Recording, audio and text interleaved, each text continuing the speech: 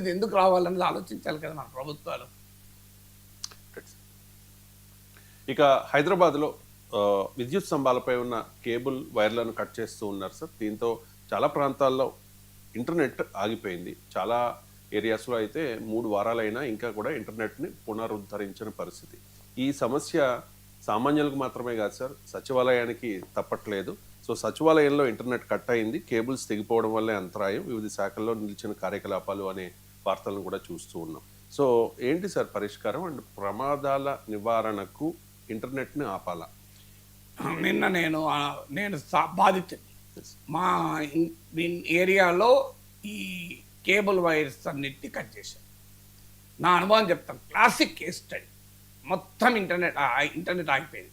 నిన్న మీరు కనుక చూస్తే నేను ఉదయం చేసిన ప్రోగ్రాంలో ఉన్న వీడియోలో పెట్టాను కనుక ఇంట్లో ఒక్క వీడియో రికార్డ్ చేయలేదు. నిన్న నా యూట్యూబ్ ఛానల్ చూడండి మీరు, నేను డైరెక్ట్గా చేసిన ఒక్క వీడియో లేదు. ఎందుకు? నో ఇంటర్నెట్, ఫోన్లు రావు, కనెక్షన్ డ్రాప్. ఏంటి అని స్టడీ చేయడం మొదలుపెట్టాను. First electricity assistant engineer phone చేశాను. అక్కడి నుంచి నా పరిశోధన మొదలైంది.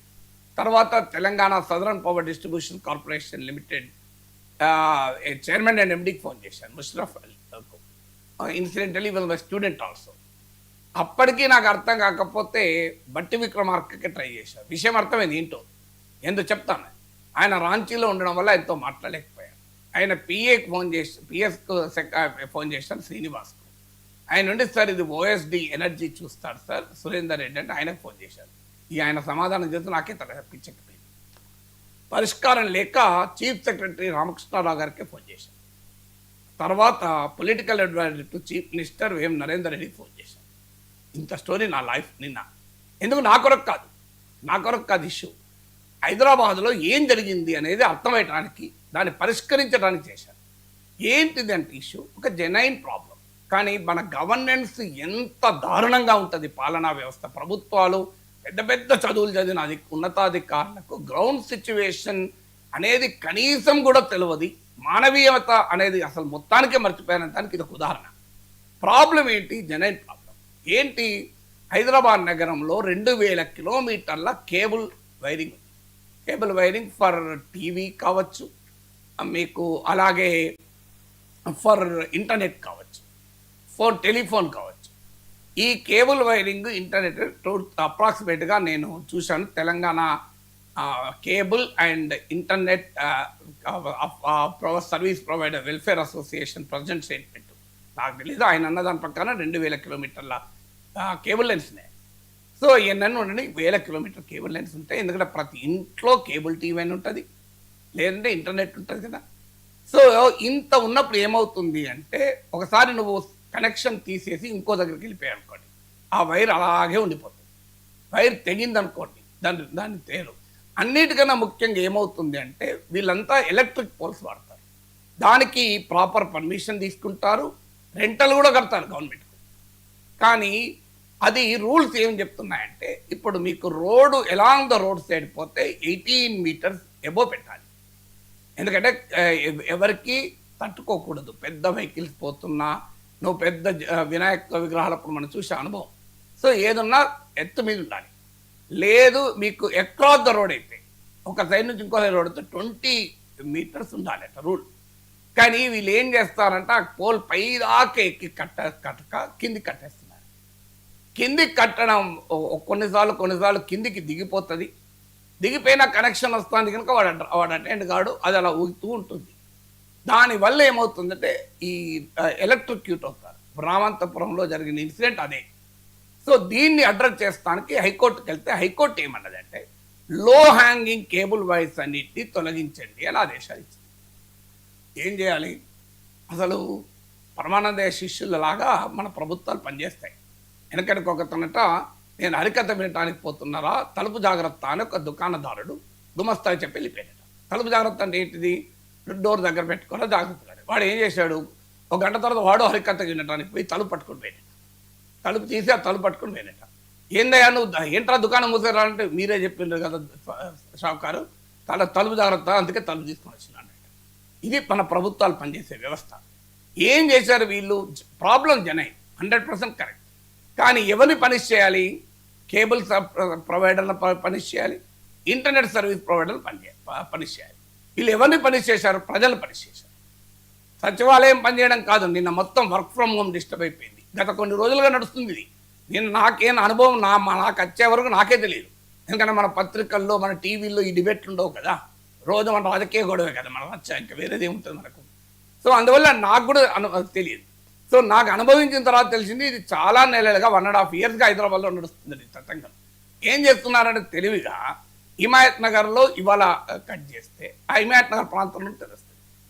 ఒక వారం రోజుల తర్వాత నారాయణగూడ వైపు పక్కనే కట్ చేస్తారు. అప్పుడు వాళ్ళకి తెలుస్తుంది. అందరు ఏమనుకుంటున్నారంటే మా ప్రాబ్లమే అనుకుంటున్నారు, ఏదో మాకు ఏదో సమస్య వచ్చిందని.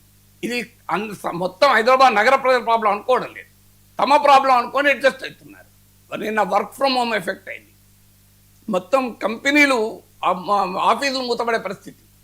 కంప్లీట్ హైదరాబాద్లో ఇంటర్నెట్ షట్ డౌన్. మీకు ఎవరిచ్చారు అధికారం ఇలా ఇంటర్నెట్ ఆపడానికి అని? మీకు ఇక్కడ లా అర్థం కావాలి. Amar Jain versus union of India కేసులో 2025, మీకు Anuradha Bhasin versus union of India కేసులో 2020. ఈ వీడియో చూస్తున్న ఐఏఎస్ అధికారులారా మీకు రాజ్యాంగం తెలుసుకోండి, చట్టం తెలుసుకోండి. నాకు ఎందుకంత నేను బాధ్యత చెప్తున్నాను. తర్వాత మీకు Fahima Shirin versus state of Kerala 2019. ఏం చెప్పింది కోర్టులు? నేను నిజంగానే హైకోర్టులో పిల్లేస్తే ఇవాళ ఐఏఎస్ అధికారులు జైలుకి వెళ్లాల్సి ఉంటుంది. Fundamental right violation. ఎందుకంటే Faheema Shirin versus state of కేరళలో కేరళ హైకోర్టు ఏం చెప్పిందంటే ఇవాళ digital access, right to internet ఇది ఫండమెంటల్ రైట్. ఎందుకంటే రైట్ టు ప్రైవసీకి, రైట్ టు ఎడ్యుకేషన్కి లింక్ అయి ఉంది అని. ఇంకా ఆన్లైన్ క్లాసులు పోతాయి కదా లేకపోతే. తర్వాత 2020లో Anuradha Bhasin versus union of India కేసులో సుప్రీంకోర్టు ఏం చెప్పింది? సుప్రీంకోర్టు ఇచ్చిన తీర్పు ఏంటంటే ఇది right to freedom of expression article 19(1)A ప్రకారం right to pursue the business. నిన్నంతా ఆన్లైన్ బిజినెస్ మొత్తం దెబ్బతిన్నది. స్విగ్గీలు, జొమాటోలు ఆగిపోయాయి. మీకు ఈ ఆన్లైన్ బిజినెస్ అంతా దెబ్బతిన్నది. నిన్న తినాల్సిన దోశ నేను ఇవాళ తినా, నిన్న తినాల్సిన ఇడ్లీ ఇవాళ తినా కదా. సో దానివల్ల ఆర్టికల్ 19(1)G ప్రకారం right to the freedom of our business దెబ్బతిన్నది. తర్వాత మీకు Amar Jain versus union of India కేసు 2025లో తాజా జడ్జిమెంట్లో సుప్రీంకోర్టు ఏమన్నది? ఇది రైట్ టు లైఫ్ అండ్ లిబర్టీకి సమానం ఈ భాగం అన్నది ఆర్టికల్ 21. ఇప్పుడు చెప్పండి, హైదరాబాదులో ప్రభుత్వ అధికారుల ఆదేశాల మేరకు ఇంటర్నెట్ కేబుల్ కట్ చేయడం వల్ల వైలేట్ అయినటువంటి ఫండమెంటల్ రైట్కి ఎవడు బాధ్యత? అధికారులు ఏమంటారు? నేను వీళ్ళందరితో మాట్లాడితే ఏమంటారంటే అధికారులు, సార్ మరి ఈ కేబుల్స్ కిందికి దిగిపోయిన కేబుల్స్ వల్ల ప్రాణానికి ముప్పు కదా, అది కూడా రైట్ టు లైఫ్ కదా. ఎస్ కరెక్ట్, కానీ మీరు ఎలా సెట్ చేయాలి? నేను ఒక సజెషన్ ఇచ్చాను నిన్న. సార్ ఏం చేయాలి సార్? నెలల తరబడి చెప్తున్నాం, ఆ ఇంటర్నెట్ ప్రొవైడర్లు వింటలేరు అన్నారు. అంటే మీ రూల్ ఆఫ్ లా ఫెయిల్యూర్కు ప్రజలు బాధపడాలా? మీ చాతకాంతనానికి ప్రజలు బాధపడాలా? మీ గవర్నెన్స్ చాత కాకపోతే రిజైన్ చేసి వెళ్ళిపోండి. ఎందుకు చేయలేరు? నాకు అప్పేపండి, 24 గంటలు చేసి పెడతానన్నాడు. ఎట్లా చేస్తారు సార్ అన్నాడు. ఏమీ లేదు, I will simply put the internet service providers and cable provider behind the bars. ఇలా ప్రజలకు అసౌకర్యం కల్పిస్తున్నారు. Criminal negligence. ఆ ప్రభుత్వ ఆదేశాలు పాటించడం లేదు, గవర్నమెంట్ ఆదేశాలు పాటించకపోయి హక్కు పౌరునికి లేదు. తీసుకపోయి లోపలేయండి, పోలీస్ స్టేషన్ పిలిచి రోజంతా కూర్చుని పెట్టండి. ఎందుకు కేబుల్ వైర్ పైకి కట్టడో చూద్దామన్నా. సార్ ఇది వేం నరేందర్ రెడ్డి అన్నాడు, పొలిటికల్ అడ్వైజర్ చీఫ్ మినిస్టర్. చాలా ఇది మంచి ఐడియా సార్, మాకు ఇంతవరకు రాలేదు, డెఫినెట్గా ఇంప్లిమెంట్ చేస్తాం సార్.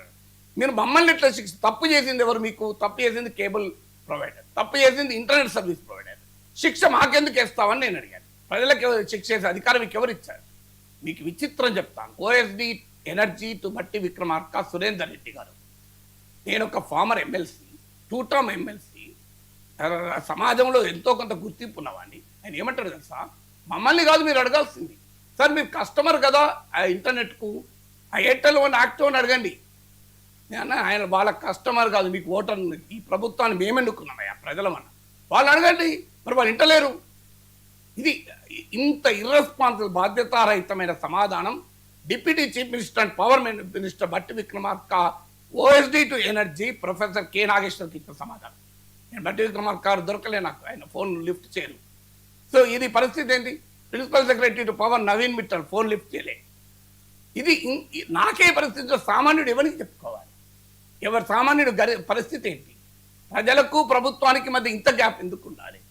ప్రజాప్రభుత్వం ప్రజాపాలన రోజు రేవంత్ రెడ్డి మనకు చెప్తున్నాడు కదా, ఇదేనా ప్రజాపాలన? ఒక ప్రజాప్రతినిధి ఒక ఉన్నతాధికారికి ఫోన్ చేస్తే మాజీ ప్రజాప్రతినిధి కావచ్చు, నేను నాకే ఆన్సర్ లేకపోతే ఇది ప్రజాపాలన ఎట్లయితుంది, అది ప్రజాభవన్ ఎట్లయితుంది, ప్రగతి భవన్. దీనికి ఆన్సర్ చెప్పాలి కదా. అండ్ సీరియస్లీ నేను ఇంత అనుభవించాను నిన్న. ఆఖరికి అదే ఓఎస్డి టు ఎనర్జీ కన్నా చాలా రేట్లు ఎక్కువ కదా Ravishankar, chief secretary, senior most IAS officer. ఆయన ఎంత గొప్పగా వస్తుంది professor, I will definitely look into it professor. నిజంగా అనిపించింది ఇట్లాంటి అధికారులు ఉన్నారు కనుక ఇంకా కాస్త ప్రభుత్వాల మీద మాకు గౌరవం ఉంది అని. సో ఐ సెల్యూట్ రామకృష్ణరావు, ఇది చీఫ్ సెక్రటరీ. ఇదే గవర్నమెంట్లో ఉన్న అధికారుల గురించి చెప్పాను, వేరే వాళ్ళు కాదు కదా. నవీన్ పెట్టలేదు, ఆయన ఎలాగో రెస్పాండ్ కాదు, నాకు ముందు తెలుసు, నేను ఎమ్మెల్సీ ఉన్నప్పుడు చనిపోను నాకు. So chief secretary was so kind and తర్వాత నేను వేం నరేందర్ రెడ్డి చేశాను పొలిటికల్. ఈ was also very very cordial. Sir మీరు మా దృష్టి కూడా వచ్చింది సార్ ఈ ప్రాబ్లము, నేను తప్పనిసరిగా దీన్ని అడ్రస్ చేస్తాను సార్ అని నిన్న ఈవినింగ్ 4:30కి సర్వీస్ ప్రొవైడర్ల జిఎంలందరినీ పిలిపించారు. సో ఇమీడియట్గా అడ్రస్ చేస్తాం సార్, రెస్టోర్ చేస్తామన్నారు. నిన్న నైట్ 11:30 వరకు రెస్టోర్ అయింది. నేను ఎందుకు చెప్తున్నానంటే ఈ ప్రాబ్లం ఇంతవరకు దీన్ని ఎందుకు వచ్చింది?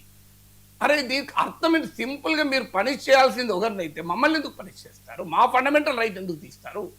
మీరు ఇంటర్నెట్, నేను అన్నాను ఎవరైనా వినకపోతే ఆ cable service provider licence cancel చేయండి, వాళ్ళ internet service provider licence cancel చేయండి, ప్రభుత్వం వాటిని జప్తు చేయండి, వాళ్ళ ఆఫీసులు క్లోజ్ చేయండి. మీకు అధికారాలు లేవా? ప్రజలకు పబ్లిక్ సేఫ్టీ, ప్రజల భద్రతకు ముప్పు చేస్తున్న వాళ్ళ మీద చర్యలు తీసుకోండి.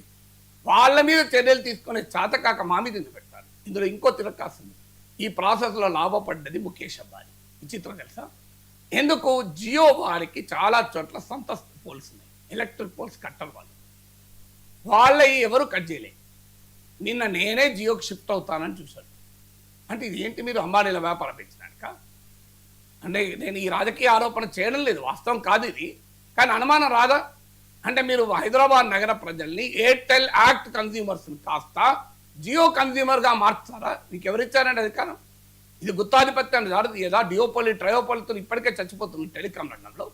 అంటే అందరూ వెళ్ళి జియోకి మారాలా? మీరు చేసిన నిర్వాహకం వల్ల విద్యుత్ శాఖ చేసింది 100కి 110% కరెక్ట్. ఎందుకంటే కిందికి హ్యాంగ్ అవుతున్న కేబుల్స్ ఖచ్చితంగా ప్రమాదాలకు కారణమవుతున్నాయి. వాటిని నివారించడానికి శిక్షించాల్సింది ప్రజల్ని కాదు. మంచం కన్నా పొడుగుంటే కాళ్ళు నరికేసుకోడు ఎవడు కూడా, పెద్ద మంచం తెచ్చుకుంటాడు. అంటే what is the problem, what is the solution? ఇంత పెద్ద పెద్ద ఐఏఎస్ అధికారులు ఉంటారు, ఉన్నతాధికారులు ఉంటారు, గ్రూప్ 1 చేయని అధికారులు ఉంటారు. ఏం తెలియదా మీకు ప్రజల కష్టాలు? ప్రజలను ఎందుకు శిక్షిస్తారు ప్రభుత్వం అనేది నా ప్రశ్న.